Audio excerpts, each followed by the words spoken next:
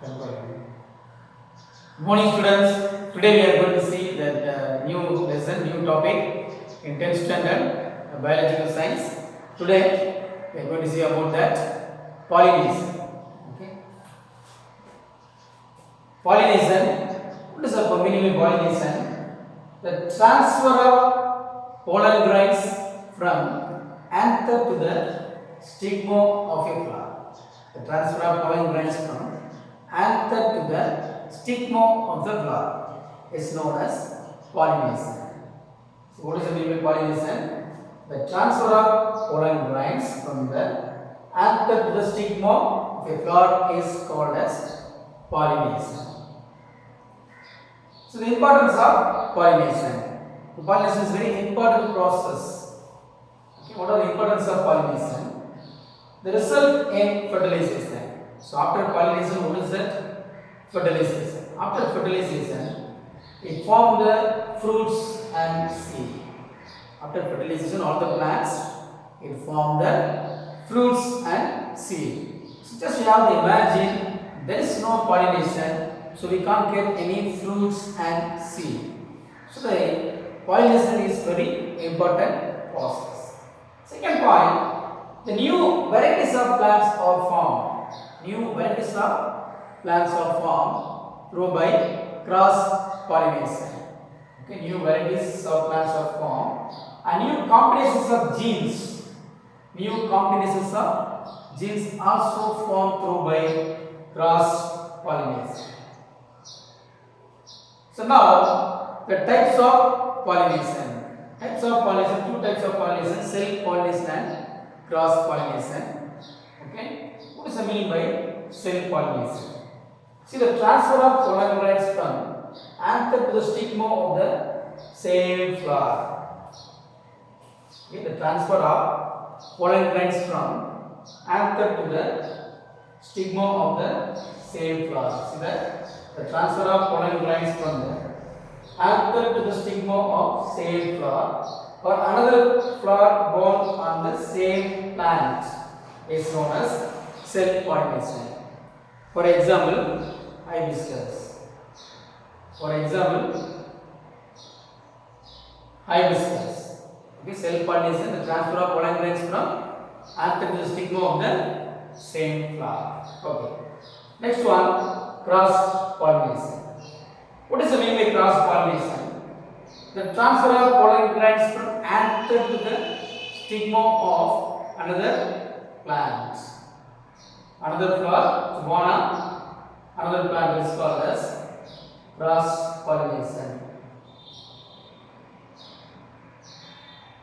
See, cross pollination means the transfer of pollen grains from the anthers of a flower to the stigma of another plant of the same species. For example, apples, grapes, plums. So they are cross pollination. So the transfer of pollen grains from anther to the stigma of another flower in another plant, but in same species is known as cross pollination. Now we will see about advantages and disadvantages of self pollination. Advantages of self pollination. What are the advantages in self pollination? The first point, it only possible in bisexual flower. Okay, self pollination is possible in certain bisexual flowers. The flowers do not depend on agents for pollination. There is no need to depend for any other agencies like wind, water, insect, animals like. No need to depend because of the same flower. The pollen grains are also the same flower. Then the stigma also in the same flower. So the same pollen grains is folded into the same flower. No need to depend on any other agencies. And there is no wastage of pollen grains. Self pollination, in case of self pollination, there is no wastage of pollen grains. So these are the advantages of self pollination. The first point, self pollination is possible in certain bisexual flowers. The flowers do not depend on agents for pollination. There is no wastage of pollen grains. Now we will see about what are the disadvantages.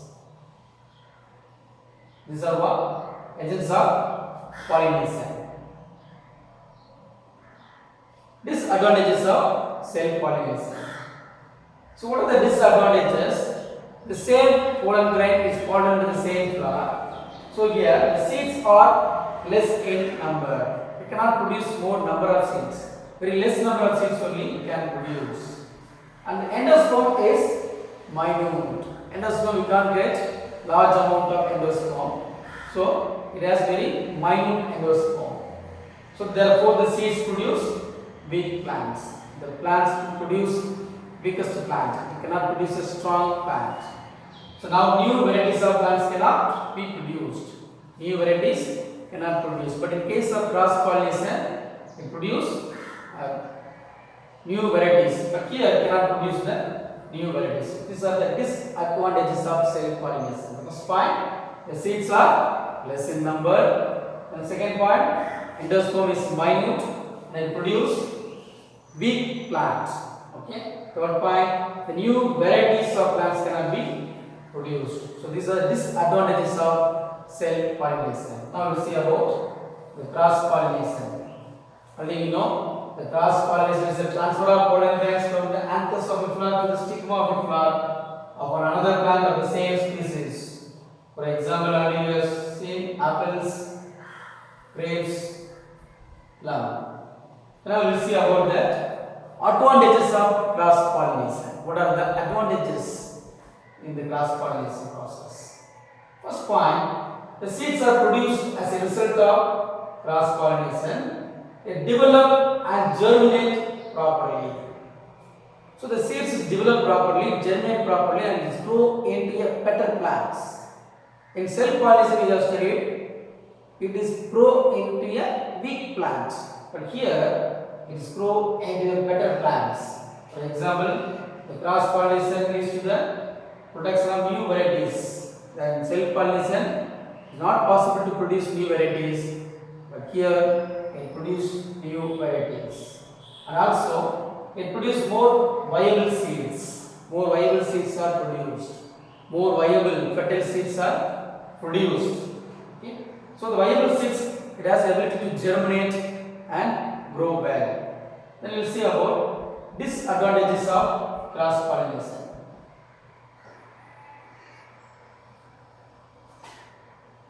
Disadvantages of cross pollination. First point, pollination may fail due to distance barrier because the pollen grains transfer from one flower to another flower or one plant to another plant.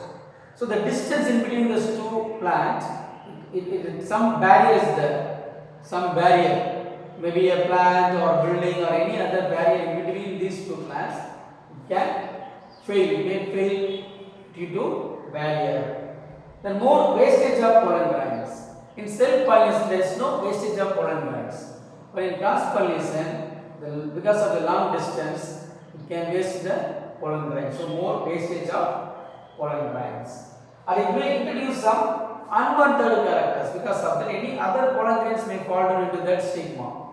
So can produce unwanted characters for that particular plant. Next clause, depend on the external agencies for pollination. External agencies like wind, water, insect, like that, we need to depend for external agencies. So today we have studied about what is the meaning of pollination, what are the types of pollination, what are the advantages and disadvantages of pollination. Thank you, students.